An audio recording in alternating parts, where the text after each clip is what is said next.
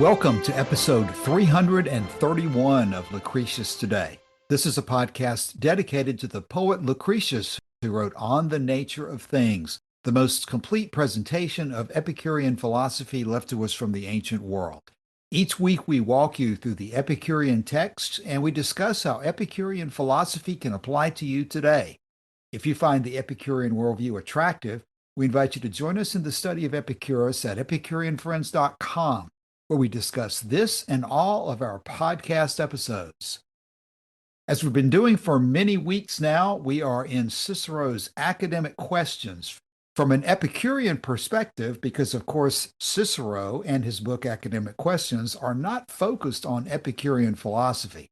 But what they are focused on is a key question of philosophy about the nature of knowledge and whether it is attainable or not. And in the debate that Cicero is conveying through academic questions, we can see the outlines of the Epicurean response to that. And today, especially, we're going to be moving into a transition section of the book where we're going to highlight how there are some similarities between the Epicurean and the Stoic position, with the skeptics lining up on the side of the successors to the Academy. Now, as a prelude to today, it is very unfortunate to have to point out that the version of academic questions that we've been going through and will continue to go through is not well preserved from the ancient world. It appears even that Cicero may have started a rewrite of the book in the middle, and as best I can understand what the commentators are saying, what we really have left is some combination of an original and a rewrite, and they don't all fit together like Cicero originally intended. We have been starting out in this book one with Cicero using Varro to introduce a basic outline of the development of Socrates, Plato, the Academy, the split off from Aristotle, and most recently in our discussions, the split off of the Stoics. And he's done that in very general terms. When we finish section 12, which we're going to read today, the book stops abruptly. What we have is what's listed for us by Young as book 2, and the discussion picks up in a totally different place and going in a totally different direction than where we end section 12 today. What we are doing in the podcast in going through academic questions is trying to focus on the theories of knowledge that were being debated during the Epicurean time frame. So what we'll do is skip over a lot of introductory material, not specifically related to this question. We're going to pick up a discussion that gives us more detail about the Stoic position. And again, in doing so, what we learn will assist us in understanding Epicurus's viewpoint and how it differed. So last week we ended introducing the fact that Zeno had appeared on the scene. So now we'll turn to Joshua. He can remind us of anything he thinks is significant from where we left off last week. And when he's ready, we will move into section 12, which is the final section we have of book 1 of academic questions. So before I go directly into section 12 to finish out book 1, let me read something from section 5 of book 2, which we were planning on skipping over, but it's kind of relevant to what we're talking about in section 12. And this whole book is out of order anyway. In section 5, we have the interlocutor lays a very interesting charge at the feet of Cicero, a charge that we ourselves have laid at the feet of Cicero many times. You appear to me in the first place, addressing Cicero by name, when you speak of the old natural philosophers, to do the same thing that seditious citizens are in the habit of doing when they bring forward some illustrious men of the ancients, who they say were friends of the people, in the hope of being themselves considered like them. They go back to Publius Valerius, who was consul the first year after the expulsion of the kings. They enumerate all the other men who have passed laws for the advantage of the people concerning appeals when they were consuls. And then they come down to these better known men, Caius Flaminius, Lucius Cassius, and Quintus Pompeius. They are also in the habit of classing Publius Africanus on the same list with Publius Crassus, Publius Scaevola, Tiberius Gracchus, Caius Marius. So it's a list of distinguished names. And in like manner, you, when you were seeking to overturn a well established system of philosophy, in the same way as those men endeavored to overturn the Republic, bring forward the names of Empedocles, Anaxagoras, Democritus, Parmenides, Xenophanes, and even Plato and Socrates. And yet, those natural philosophers, though very seldom, when they have any very great difficulty, make loud and violent outcries as if under the influence of some great excitement. Empedocles indeed does so to such a degree that he appears to me at times to be mad, crying out that all things are hidden, that we feel nothing, see nothing, and cannot find out the true character of anything whatsoever. But for the most part, all those men appear to me to affirm some things rather too positively, and to profess that they know more than they really do know. So, four of the philosophers that were mentioned in that section 5 in book 2 were Socrates, Democritus, Anaxagoras, and Empedocles. This is all going to click when I read what I'm about to read. So at the end of section 11 last week, we came to the end of Varro's summary of the old academy, of old Platonism, and of the ways in which the descendants of the academy, the successors of the academy, modified and changed and expanded on that original foundation. And Cicero says this, and when he had spoken thus, you have, said I, Cicero, you have, said I, O Varro, explained the principles both of the old academy and of the Stoics with brevity, but also with great clearness. But I think it to be true, as Antiochus, a great friend of mine, used to assert, that it is to be considered rather as a corrected edition of the old academy than as any new sect.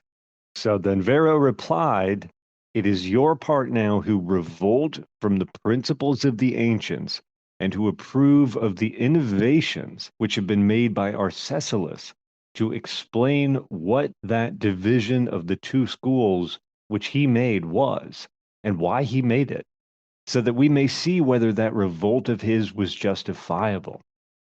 Then I, Cicero, replied, Arcesilaus, as we understand, directed all his attacks against Zeno, not out of obstinacy or any desire of gaining the victory, as it appears to me, but by reason of the obscurity of those things which had brought Socrates to the confession of ignorance, and even before Socrates, Democritus, Anaxagoras, Empedocles, and nearly all the ancients, who asserted that nothing could be ascertained, or perceived, or known, that the senses of man were narrow, his mind feeble, the course of his life short, and that truth, as Democritus said, was sunk in the deep, that everything depended on opinions and established customs, that nothing was left to truth. They said, in short, that everything was enveloped in darkness. Therefore, Arcesilaus asserted that there was nothing which could be known, not even that very piece of knowledge which Socrates had left himself. Let me read that passage from the Rackham edition. Accordingly, Arcesilaus said that there is nothing that can be known, not even that residuum of knowledge that Socrates had left himself, the truth of this very dictum. That is the dictum that all that I know is that I know nothing. And Arcesilaus is saying, no, Socrates, you don't even know that you know nothing. Thus he thought that everything lay hid in secret, and that there was nothing which could be discerned or understood, for which reasons it was not right for anyone to profess or affirm anything, or sanction anything by his assent, but men ought always to restrain their rashness, and to keep it in check so as to guard it against every fall. For rashness would be very remarkable when anything unknown or false was approved of, and nothing could be more discreditable than for a man's assent and approbation to precede his knowledge and perception of a fact. And he used to act consistently with these principles so as to pass most of his days in arguing against everyone's opinion, in order that, when equally important reasons were found for both sides of the same question, the judgment might more naturally be suspended, and prevented from giving assent to either. This system of thought, described by Arcesilaus, they call the New Academy, which, however, appears to me to be the Old Academy, if at least we reckon Plato as one of the Old Academy. For in his books, nothing is affirmed positively, and many arguments are allowed on both sides of a question. Everything is investigated, and nothing positive affirmed. Still, let the school whose principles I have explained be called the Old Academy, and this other the New, which, having continued to the time of Carneades, who was the fourth in succession after Arcesilaus, continued in the same principles and system as Arcesilaus. But Carneades, being a man ignorant of no part of philosophy, and as I have learned from those who had been his pupils, and particularly from Zeno of Sidon, the Epicurean, who, though he greatly differed from him in opinion, still admired him above all other men, was also a person of incredible abilities. And the book seems to end at mid-sentence there. That's the end of what survives from book one. Yeah, Joshua, at this point, let's have a conversation now about what you've just been reading in book 12, because it can be very confusing to even keep track of who is saying what. So maybe the first thing I would stress, and you be sure to correct me if I'm wrong, but Varro, who has been speaking in most of what we've read earlier in the book about the development of the academy, Varro is opposing Cicero's position because Cicero is ending up on the side of what he's describing as the new academy, started by Arcesilaus, developed by Carneades, with Cicero and the new academy on the face of it taking the position that all they're doing is really extending the thoughts of Socrates and Plato of the old academy. But with Varro, who is in fact more of an adherent to the old way of thinking, pointing out that that's not correct, that Cicero, you and the new academy, Arcesilaus, Carneades, you were going much, much, much further than Socrates and Plato ever did. Because while they were rigorous in keeping separate those things that they thought were true versus those things that they thought were untrue, you, Cicero, along with Arcesilaus and Carneades, have thrown the baby out with the bathwater, and you have completely gone off the cliff of taking the position that nothing whatsoever can be known. And Cicero is defending the new academy on the basis of, well, they're not saying anything that Democritus, Socrates, Anaxagoras, Empedocles, and nearly all the ancients had already said.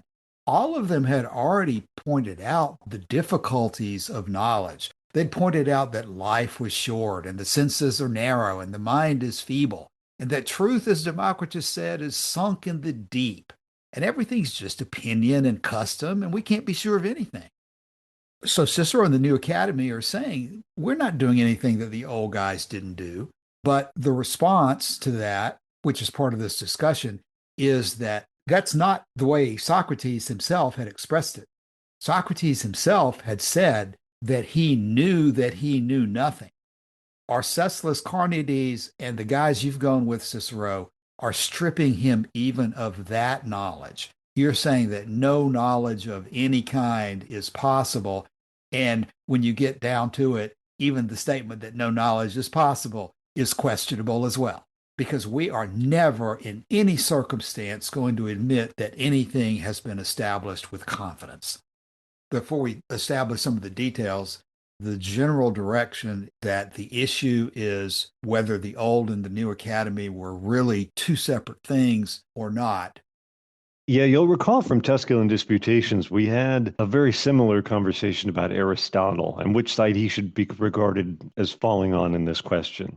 And Cicero himself has been contradictory in his discussion of that. He said one thing in On Ends, and he said something completely different in Tusculan Disputations.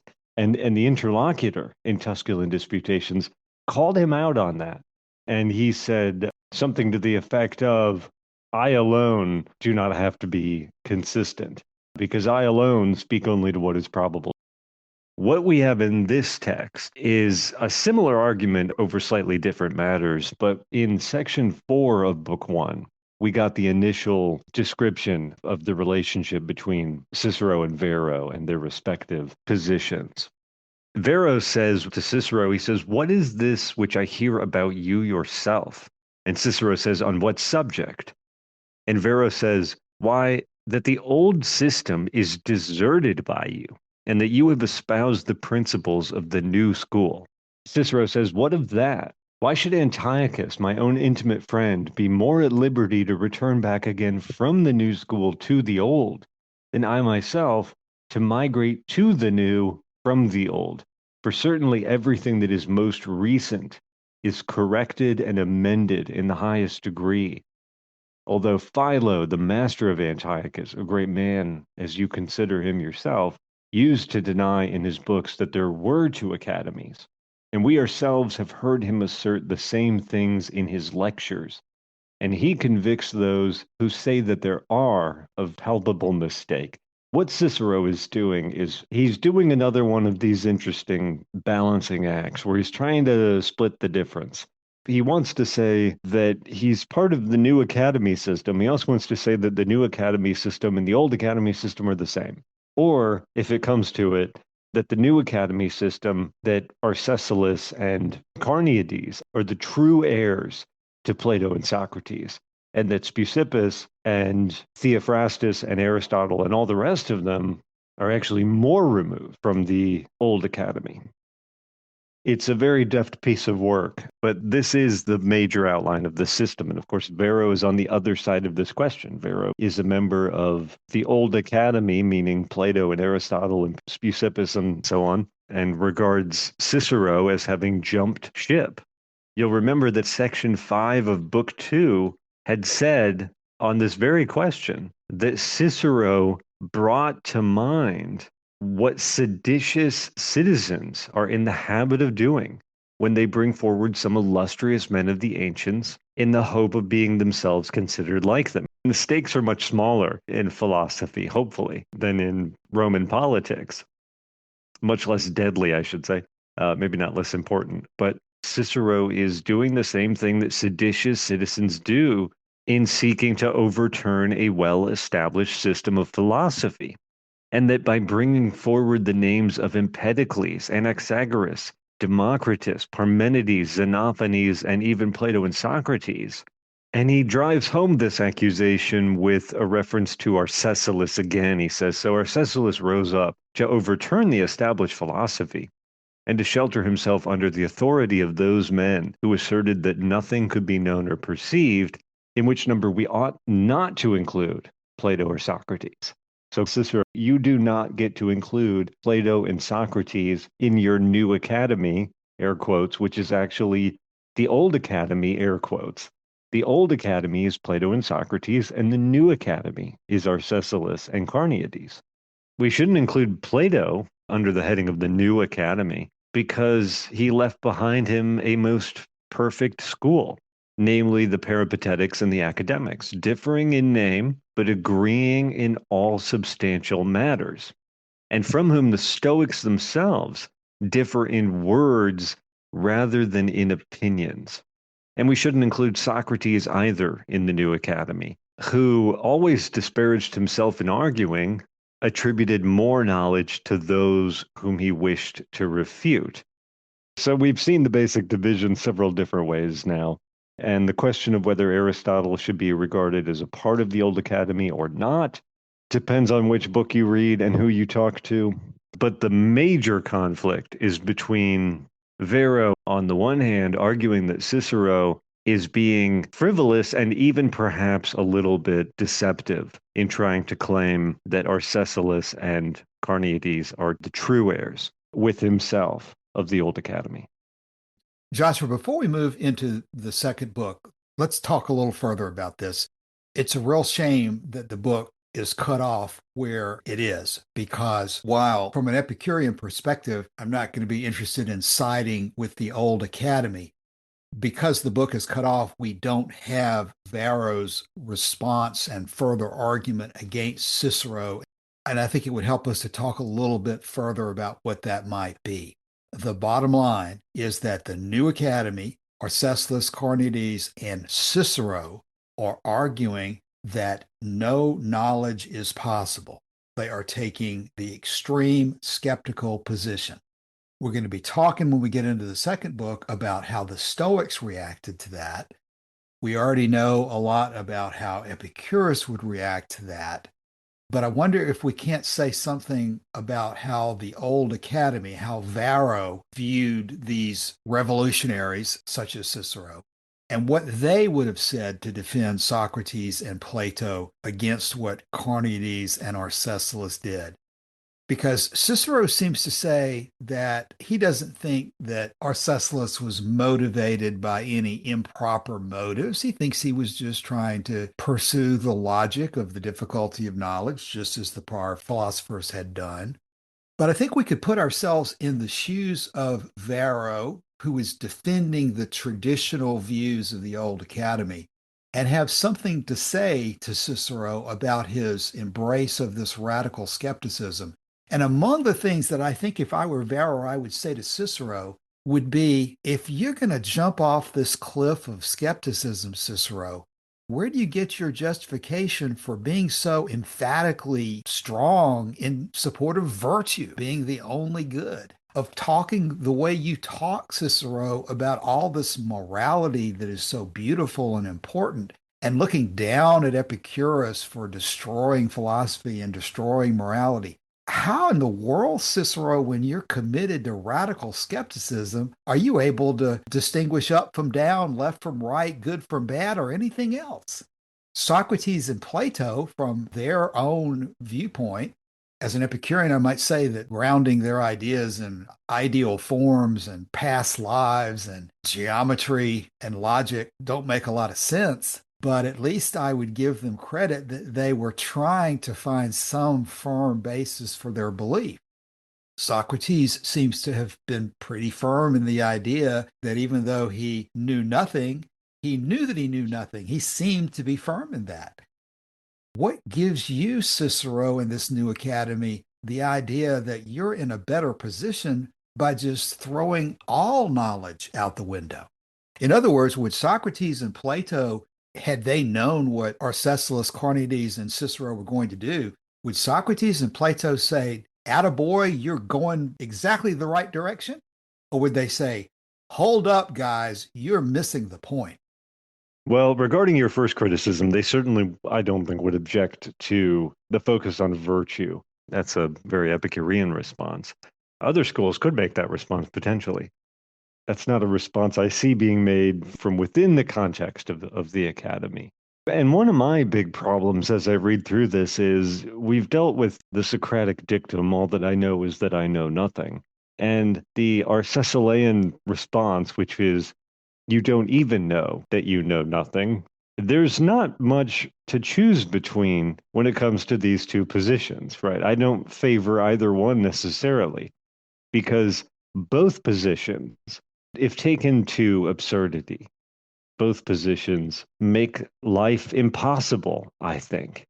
Pretending that we can't have confidence or pretending that we have no basis upon which to make a decision. This is an absurd way to go about your life, I think. If we're talking exclusively in the strictest possible terms, in which someone says, well, you don't know because how do you know that you're not a brain in a vat? How do you know that the universe wasn't created last Thursday? In the strictest terms, right? I think that there's potentially a point to be made there with Socrates and his dictum. But in normal everyday life, which is where I prefer to consider these questions, neither position, neither the position of Socrates nor the position of Arcesilas, is of any benefit really in going about our day. So for that reason, the thing that stands out to me the most is how similar they both seem.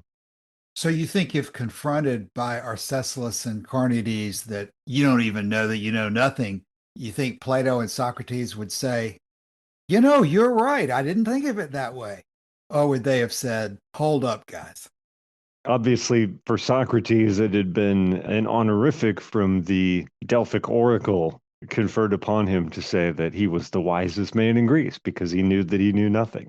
and for Arcesilaus to come along and say, actually, you don't even know that you know nothing. How would Socrates have responded to that? I don't know. Well, Joshua, I would say that this is where Epicurus comes in. Obviously, we are not members of the old academy, and we're not going to defend Socrates and Plato. And in response to this controversy that was brewing, the Stoics attempted to defend knowledge based on these ideas that we're going to pursue as we move into the second book. But Epicurus saw the dead end of all these approaches, even though, of course, Carneades lived after Epicurus. Epicurus and his philosophy of knowledge, his canonics, was intended to address these weaknesses that exploded into the skepticism of Arcesilaus and Carneades later on, but were, in fact, present, as Cicero is arguing, in the original positions of Socrates and Plato. I guess in that sense, I would say Varro has the worst of the argument in that Cicero is probably right. These arguments were present in at least an early form in the arguments of Socrates, Plato, and Democritus. I remember as we discussed what Norman DeWitt says about Epicurus in his book, DeWitt points out that Epicurus saw Plato as being a skeptic, even though Plato is putting all of this material in his books about the nature of the universe and how it came about from demigods and demiurges and all sorts of things that are very specific, and that Plato's looking to geometry and logic and coming up with all sorts of information from his ideal forms.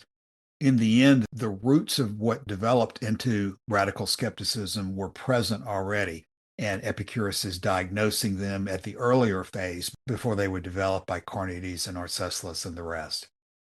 At this point, as we said earlier in the episode, we're going to skip most of the workup in sections 1 through 5.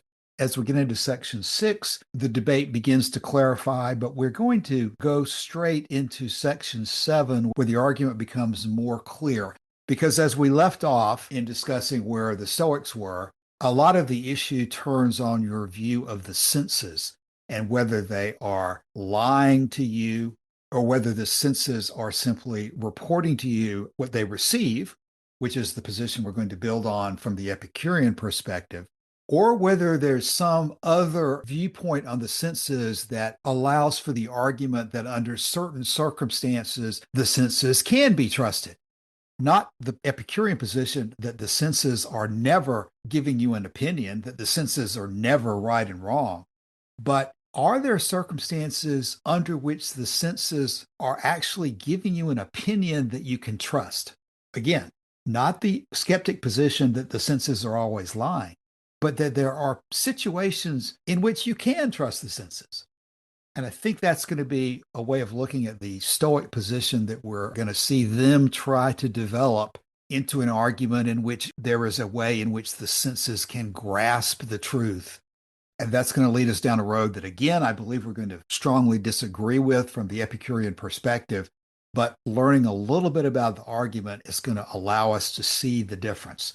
As we see in our discussions of Epicurean philosophy on the forum and over the years, it trips up a lot of people until they see the distinction that Epicurus is making, that the senses don't have opinions at all, that the senses are never right or wrong. Right or wrong is what the mind does with the data that the senses provide, with the perceptions that come through the senses.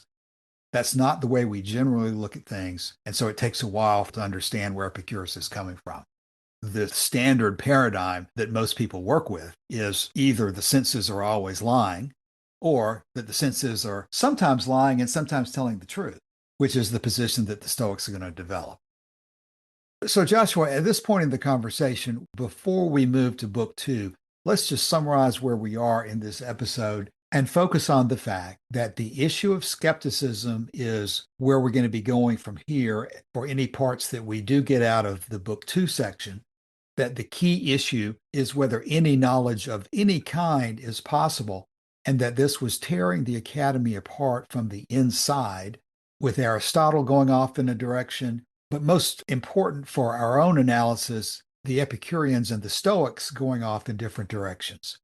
When we return to book 2, we're going to see the Stoic position advanced and then Cicero argue against the Stoic position And as we go through that material, I think it will clarify for us why Epicurus took the position he did. As we come to the end of book one, let me point out how arbitrary so much of this conversation turns out to be. When we have Cicero endorsing the view of Arcesilaus that Socrates does not even know that he knows nothing, couldn't you equally say of Democritus, who has been enlisted by Cicero and Arcesilaus and Carneades by the new academy to demonstrate a link between themselves and the pre-Socratics, in other words, between themselves and the oldest schools of philosophy? Couldn't it equally be said of Democritus that he does not even know that truth lies at the bottom of the well? And so, what is he doing talking about it? What is the point in even saying it if he can't even say that he knows that that's the case? I mean, so much of this just comes down to particular uses of language. And as I said before, my own view is when skepticism sinks to that depth, it becomes totally impractical for a lived life. And that for me is where philosophy is interesting, is when it comes to the level of lived experience, right? Sitting in an ivory tower talking about truth lying at the bottom of the well, and all we know is that we know nothing. That kind of thing may be important to keep in mind when we come to the limits of our knowledge, or when it comes to understanding that we are not omniscient, and that it's important that we realize this. I think that that's where this kind of thing is maybe useful. But to go to the farthest extreme and say that, no, we know nothing and we don't even know that we don't know anything, I don't find it helpful. I don't know how they pretend to find it helpful, because if you truly based your life on this, you wouldn't even be able to get out of bed in the morning. So my prevailing feeling right now as we come to the end of book one is it's just a feeling of mild irritation dealing with these objections to knowledge and this persistent desire to demonstrate human ignorance to an extreme that is so absurd and so impractical. Joshua, I think you have just captured exactly why we are going through this material and why it is so important. If you do not resolve these issues in your mind, you will end up blowing up everything that you've attempted to accomplish. And that's exactly what happened to the academy, to the ancient schools of philosophy. Despite all the brilliance, despite all the benefit, despite all the practical improvement that they brought to the human condition by doing what they did, they ended up being totally swept away as an intellectual movement, as a society, by religions and movements and views that totally contradicted what they had built up from their earliest work in attempting to understand nature. And the failure to withstand that attack from the outside, I would lay largely at the feet of this very discussion that we are having. Because when you get so caught up in the inadequacy of knowledge and get so consumed by those things that you do not know that you forget those things that you do know, then you lose all grip on why you're fighting for knowledge in the first place. And in that sense, despite all the concerns I have about Stoicism, I would say that at least the Stoics were attempting to come up with some ability to be firm about something. There are times in life when we can afford to spend our time musing about the things that we do not know. But there are many times in life where we have to take a position that what we are doing is important enough to stand up for and to fight for. But if you become so infected with skepticism that everything just becomes a matter of indifference to you, a matter of apathy, a matter of preferred versus non preferred, then you, like the old academy, are going to be swept away by the forces of history. There's kind of a paradox inherent to Platonism in that he adopted the physics of Heraclitus, in that everything is in constant flux, and that this is part of why we can't know anything and why we need to retreat into the abstract mental space of geometry, and why we need to ascend morally to the realm of ideal forms. But the paradox is this: because everything is constantly changing around you, life is going to force your hand. You have got to make real decisions in the real world. Most of the guys we're talking about here in academic questions were associates of the Roman general Sulla, or sons of fathers who were associates of the Roman general Sulla, whose involvement in the Mithridatic War, which is discussed to some extent in Book 2, which is a part we're going to skip over, led to the destruction of the academy in its physical sense, at least partially, and the complete deforestation of the area around the city of Athens to a distance of 100 miles. What are you going to do in a situation like this? What are you going to do? And it's no good hiding behind the claim that you don't know. So you shouldn't be asked. You shouldn't be forced to make a decision because of your own ignorance. You have to make decisions in life. It's like I said earlier, if we were to all base our lives on this, we wouldn't even get out of bed in the morning because there's no justification for that kind of thing. There's no justification for the belief that we should live virtuously because we can't even know, if we know nothing, what it means to live virtuously. It's such a self-defeating paradox that lies at the core of these systems of thought, and it's incredibly frustrating to have to deal with it. I hate to close without bringing in Stilpo as an example in this situation.